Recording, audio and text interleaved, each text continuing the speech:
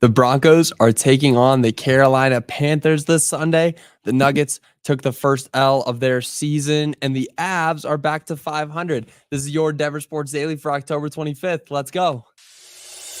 Taking you through your morning headlines, it's Denver Sports Daily with Rachel V. Hill. The Broncos look to take on the Carolina Panthers this Sunday. Now, Denver's coming into this game as 10-point favorites, which means they should win by 10 points. They need to win by more. I believe that if they can't win by more than at least two to three scores, then we're not cementing ourselves as a competitor.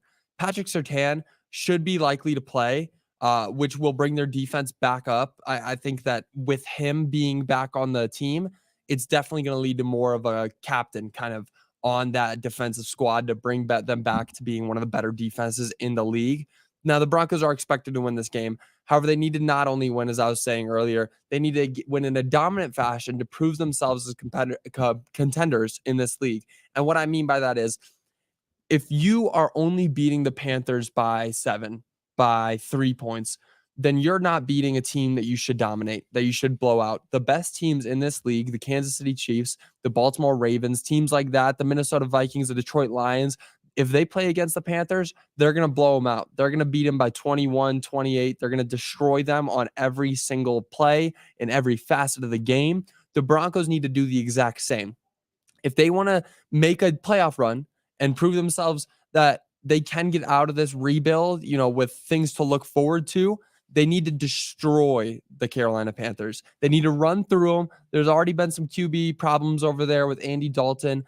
He was moved out of the starting position after being in an accident this past weekend, in which everybody was okay in. Now Bryce Young is coming back in the game, and Bryce Young was benched earlier, so he's having some confidence issues. And capitalizing on that is exactly what the Broncos need to do right now. They need to capitalize on a situation in which the Panthers are in the worst situation that they've ever been in a franchise, possibly.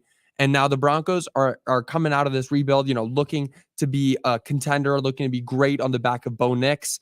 This is where Bo Nix is going to shine. This is where he's going to come out and say, all right, I'm here to win. I'm here to be a playoff team.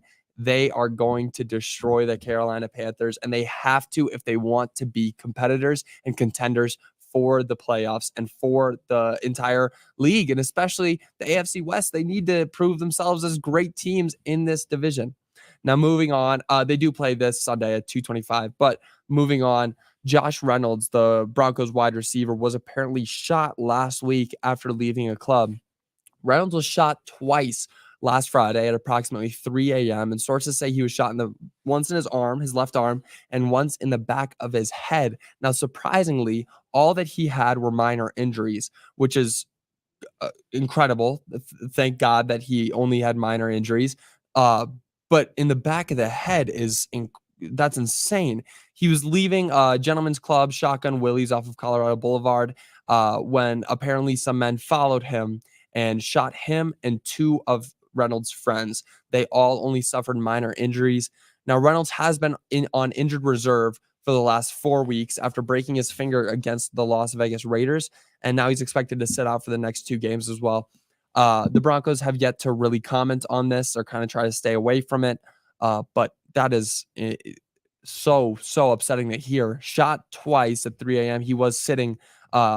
He was not going on the road for the Saints game, which is why he was in town that day. But still, prayers up to him. That's incredible that he only came out with minor injuries. We hope the best and for a speedy recovery, if there is any. Of course, only minor injuries. Now, moving on, the Denver Nuggets start the 2024-25 season, with a loss. Unfortunately, the Nuggets season started with an L after losing 102-84 to the OKC Thunder, who I said yesterday, they are a good team. They're going to want to come out and get that first seed like they did last season. But the Nuggets did everything wrong, except for Nikola Jokic, who looked like his regular self, recording a casual 16-point, 12 rebound, and 13 assist triple-double. Another triple-double in the first game of the season. Are you kidding me? This guy is insane. But other than Nikola Jokic, everybody else looked really tired. They looked like they didn't want to play, and that's a problem that the Nuggets have all throughout the season. You could see it last year many times where they just didn't look like they wanted to play. They didn't look like they wanted to compete. And that's the exact same vibe I got from yesterday. I wanted them to come out and be dominant and prove that they can win a championship again and prove that that championship window is still open. But they didn't prove that to me. They didn't look good. They didn't look like they wanted to play. Nobody was really clicking. There needs to be more movement on this team. They just get very, very stagnant and they kind of wait. They wait for things to happen. They wait for Nikola Jokic to set things up. I need Jamal running that offense just as much as Jokic is. I need Aaron Gordon and Michael Porter Jr. running that offense just as much as those two are. Michael Porter Jr., I'm so high on him every time we come into the season, and then he kind of does the same thing. Yesterday, I saw him take 3 just pull-up jumpers contested, and I'm like, MPJ, wait for the play to develop. Wait to get a good shot off. Not this, I know that contests don't really exist to you, and that's one thing that I love about you, MPJ, but I just need that play to develop more. I need there to be more patience and more energy on that offensive and especially on that defensive side. There was no energy on the defensive side. It was really upsetting to watch, and hopefully they can turn it around, but that is not winning basketball. What I saw yesterday is not winning basketball, and if they're losing by almost 20 points to the Thunder, they're not going to stand a chance against teams like the Timberwolves who have our number. The teams like the Mavericks, who I think we match up well against, but they're going to be speedy. They're going to want to come out hot. The Nuggets need to start picking it up on the offense and defensive side. Their energy is not looking good, and I'm very nervous for how the season's going to end up if we can't pick it up. Now, moving on, the Colorado Avalanche, despite being down 0-4 in the season, they have now come back and they are at 500. They dominated the Utah Hockey Club in their biggest win of the season. The Avs took down Utah 5-1 behind a great performance of Justus Annunen. He only allowed 1 goal. They've now won 4 in a row behind him, behind Justus Annunen. He's actually been the reason we've won 3 of them. But wow, great job, Justus.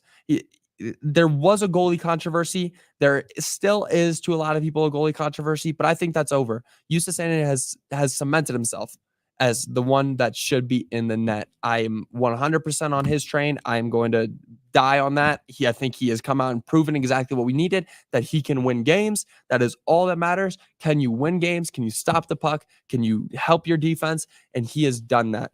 Now, on the offensive side, Cale Makar, Casey Middlestat, Joel Kiviranta, Ivan, and Ross Colton all scored in the blowout win. It was just clicking. It's exactly what you wanted to see. They were moving the puck.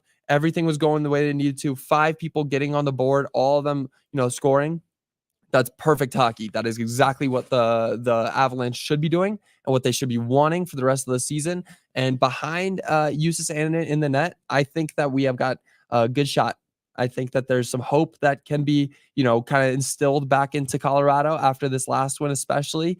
But yeah, that was a great win. There's not much more you can ask for on that side. But that's gonna do it for your Denver Sports Daily. I do want to read the right here. Joey, are you picking the Dodgers or the Yankees for the World Series championship? I'm rocking with the Dodgers. I want to see Shohei win the World Series. I know it's kind of like, yeah, he's like one of those players that's so good that people hate him. I love him. I think that he's great. It's kind of like that LeBron when he was first in the league. Like, everybody wanted LeBron to succeed. Now, I'm sure if Shohei keeps beating the teams that I want to win, I'm going to turn to hate him. But right now, I want Shohei. I'm riding with him all the time. I'm from Minnesota, and nothing makes me happier than seeing the Vikings go down to defeat. I disagree with you. I'm from Minnesota, and if you watch that game, that was the worst no call I've ever seen in my entire life, and that's all that I'm going to say about that. Boo to that comment. That's going to do it for your Denver Sports Daily for today. I have enjoyed so much being with you guys for the past few weeks. Rachel's going to be back with you guys on Monday. It's been so much fun. Thank you for all welcoming me. I look forward to doing it again. Hopefully I can do it again soon, and I will see you guys then. But otherwise, y'all have a great rest of your day. Bye.